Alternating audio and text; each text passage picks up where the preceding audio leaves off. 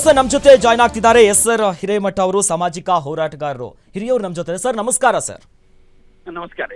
Sir, CBI ಕೋರ್ಟಿನಿಂದ ಮಹತ್ವದ ಆದೇಶ ಹೊರಬಂದಿದೆ. ಈ ಪ್ರಕರಣವನ್ನ ಮೊಟ್ಟ ಮೊದಲ ಬಾರಿಗೆ ಬಯಲು ಮಾಡೋ ವಿಚಾರದಲ್ಲಿ ಈ ವಿಚಾರವನ್ನು ಎತ್ತಿ ಹಿಡಿದಿದ್ದು ನೀವು. ಮೊದಲಿಗೆ ಈ ಆದೇಶದ ಬಗ್ಗೆ ನಿಮ್ಮ ರಿಯಾಕ್ಷನ್ ಏನು ಸರ್?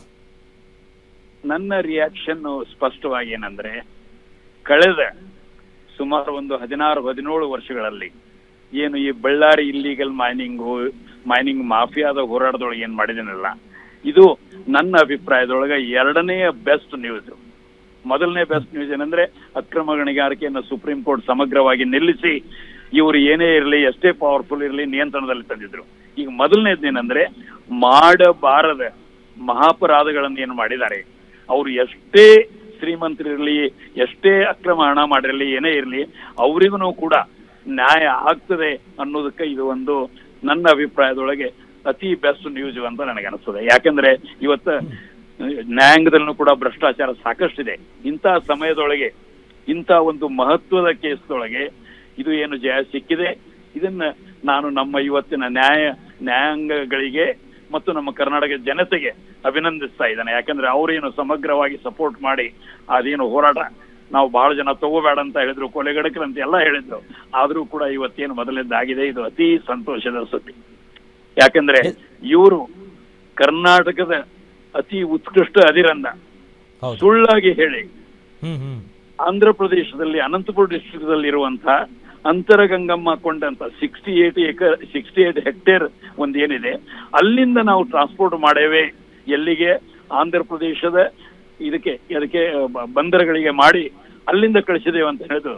ಅದನ್ನ ಇವತ್ತು ಸಮಗ್ರವಾಗಿ ಅಲ್ಲೇನು ಅವಾಗ IAS ಅಧಿಕಾರಿ, ಆ ಮಹಿಳೆಯರಿದ್ರು ಅವಾಗ, ಅವರು, ಆಮೇಲೆ ಅವನ ಪರ್ಸನಲ್ ಅಸಿಸ್ಟೆಂಟ್ ಮೆಹಫೂಜ್ ಅಲಿ ಖಾನ್, ನಿಮ್ಗೆ ಗೊತ್ತಿರಬಹುದು, ಇನ್ನು ಬೇರೆ ಬೇರೆ ವ್ಯಕ್ತಿಗಳೆಲ್ಲ ಇದ್ರೊಳಗೆ ಇನ್ವಾಲ್ವ್ ಆಗಿದ್ರು. ಇದೇನೋ ಒಂದು ಜಯ ಸಿಕ್ಕಿದೆ, ಇದು ಇನ್ನಿತರ ಎಲ್ಲ ಕೇಸ್ಗಳಲ್ಲೂ ಕೂಡ ಒಂದು ನಾಂದಿಯಾಗಿ ಅಲ್ಲಿನೂ ಕೂಡ ನಮಗೆ ಜಯ ಸಿಗ್ಬೇಕಂತ ಅನ್ನುವ ಒಂದು ನಿರೀಕ್ಷೆ ಇವತ್ತು ಬರ್ತಾ ಇದೆ. ಆದ್ರೆ ನಾವು ಕರ್ಮಣ್ಯವಾದಿ ಕಾರಸ್ತೆ ಅಂತ ಏನು ಫಿಲಾಸಫಿ ಇದೆ, ನಮ್ಮ ಪ್ರಯತ್ನ ಏನು ಮುಂದುವರಿತದೆ, ಅದು ಸಮಗ್ರವಾಗಿ ಮುಂದುವರಿತದೆ. ಇದರ ಅತಿ ಮಹತ್ವದ ಶ್ರೇಯಸ್ಸು ಲಕ್ಷ್ಮೀನಾರಾಯಣ್ ಅಂತ CBI ಡೈರೆಕ್ಟರ್ ಇದ್ರು, ಎಲ್ಲಿ ಹೈದರಾಬಾದ್ನಲ್ಲಿ.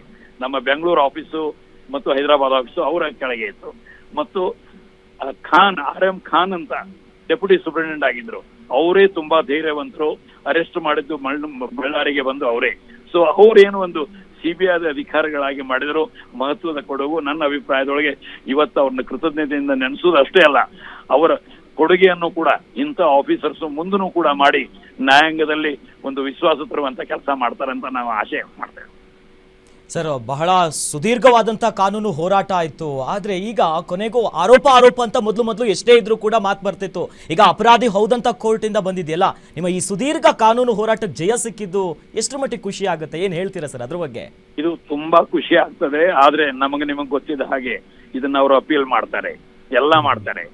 ಆದ್ರೆ ಏನೇ ಇದ್ರೂ ಕೂಡ ಮೊದಲಿನ ಟ್ರಯಲ್ ಕೋರ್ಟ್ದಲ್ಲಿ ಇವರೇನು ಇವತ್ತು ಮಾಡಿದಂಥ ಅಪರಾಧಗಳನ್ನ ಸಮಗ್ರವಾಗಿ ಪ್ರೂವ್ ಮಾಡಿ ಇವತ್ತೇನು ಇವರಿಗೆ ಶಿಕ್ಷೆ ಆಗಿದೆ, ಗಿಲ್ಟಿ ಅಂತ ಏನಾಗಿದೆ ಅಲ್ಲ, ಇದು ಬಹಳ ನನ್ನ ಅಭಿಪ್ರಾಯದೊಳಗೆ ಮಹತ್ವದ ನ್ಯೂಸು. ಇದನ್ನ ಮುಂದುವರೆದು ಉಳಿದ ಕೇಸ್ಗಳಲ್ಲೂ ಕೂಡ ನಿಮಗೆ ಗೊತ್ತಿದೆ, ಇವ್ರ ಬ್ರದರು ಸೋಮಶೇಖರ್ ರೆಡ್ಡಿ ಇವರು ಅಲ್ಲಿಯ ಏನೊಂದು ನ್ಯಾಯಾಧೀಶರ ಕಡೆಯಿಂದ ಹಣ ಕೊಟ್ಟು ಕೋಟಿಗಟ್ಟಲೆ 60 ಕೋಟಿ ಕೊಟ್ಟು ಅದನ್ನ ಜಾಮೀನಿಂದ ಹೊರಗೆ ಬಂದಿದ್ದು.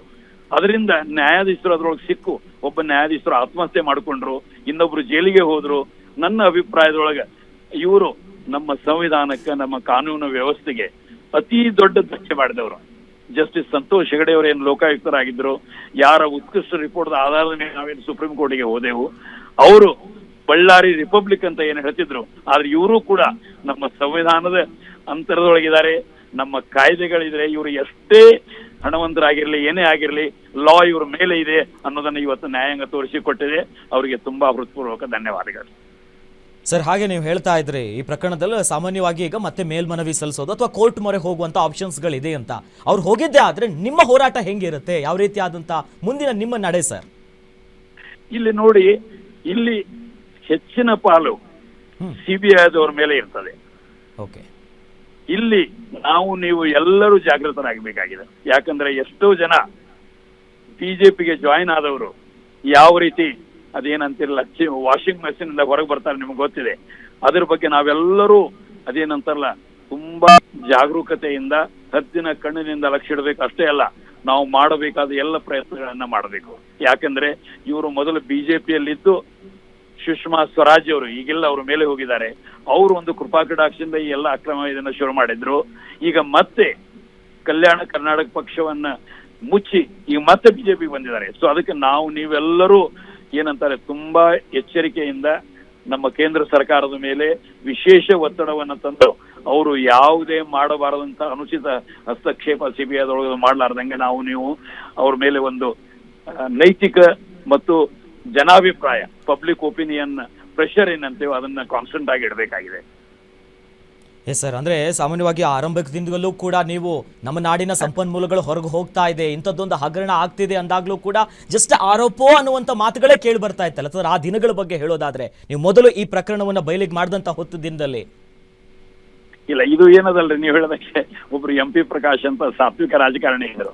ಅವ್ರನ್ನ ರಾಘವೇಂದ್ರ ಕುಷ್ಟಗಿ ಅಂತ ರಾಯಚೂರದವ್ರು ನಾವು ಹೋಗಿ ಭೇಟಿಯಾದಾಗ ಅವ್ರು ಹೇಳಿದ್ರು, ಹಿರೇಮಠ ದೊಡ್ಡ ಹೋರಾಟಗಾರರು, ಆದ್ರೆ ಇಲ್ಲಿ ಕೊಲೆಗಡಕರಿದ್ದಾರೆ, ಬಹಳ ಹುಷಾರಾಗಿರ್ಬೇಕು.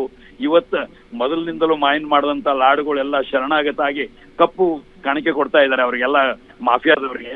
ಇದು ಬಹಳ ನನ್ನ ಅಭಿಪ್ರಾಯದೊಳಗೆ ಗಂಭೀರವಾದ ಪರಿಸ್ಥಿತಿ ಇತ್ತು. ಆದ್ರೆ ನಮ್ಮ ದೇಶ ನಮ್ಮ ಸುದೀರ್ಘ ಸೃಜನಶೀಲ ಸ್ವಾತಂತ್ರ್ಯ ಹೋರಾಟದಿಂದ ಸಂವಿಧಾನವನ್ನ ಕೊಟ್ಟು ನಮಗೇನು ಸ್ವಾತಂತ್ರ್ಯ ತಂದಿರಲ್ಲ. ನಾವು ಮುಂದಿನ ಪೀಳಿಗೆಯೊಳಗೆ ಅದಕ್ಕೆ ಯೋಗ್ಯರಾಗಬೇಕಾದ್ರೆ ಅವಾಗ ಹೋರಾಟ ಮಾಡೋದು ಅತ್ಯವಶ್ಯವಾಗಿತ್ತು. ಅದನ್ನು ಹೋರಾಟ ಮಾಡಿದ್ದು ಇವತ್ತು ಸಾರ್ಥಕವಾಯಿತು. ಮತ್ತು ಕರ್ನಾಟಕ ಜನ ತಾವೆಲ್ಲರೂ ಮಾಧ್ಯಮದಲ್ಲಿ ಏನು ಬೆಂಬಲ ಮಾಡಿದ್ರಲ್ಲ, ಇದಕ್ಕೆ ನಾವು ತುಂಬಾ ಚಿರಋಣಿಯಾಗಿದ್ದೇವೆ. Thank you. Yes sir, thank you sir ಇಷ್ಟೊತ್ತು ಗ್ಯಾರಂಟಿ ನ್ಯೂಸ್ ಜೊತೆ ಮಾತನಾಡಿರೋದಕ್ಕೆ.